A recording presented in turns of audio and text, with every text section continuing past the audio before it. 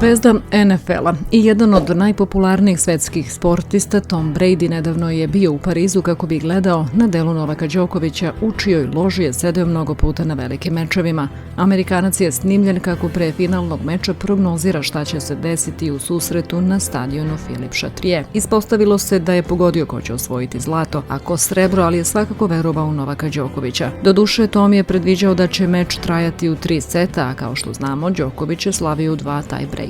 Biće to meč u 3 seta, veoma težak za Novaka, ali evo moje prognoze. Novak će imati brz start i dobit će 3 seta. Osvojit će prvi set, Alcaraz će napraviti neka prilagođavanja u drugom i dobiti 6-4 drugi set. Bitka ide u treći set, obojica će napraviti po brejku u tom setu, ali će Novak pobediti i to sa 7-5. Biće to epski meč za zlato. Zlatna medalja za Srbiju, a bronza za mladog Španca, rekao je Brady, pre nego što ga je vozač ispravio da Alcaraz dobija srebro. Da, srebro. Što sam ja rekao? Bronza, nasmejao se Brady, koji proletos Novaku uručio nagradu Laureus za najboljeg sportistu sveta.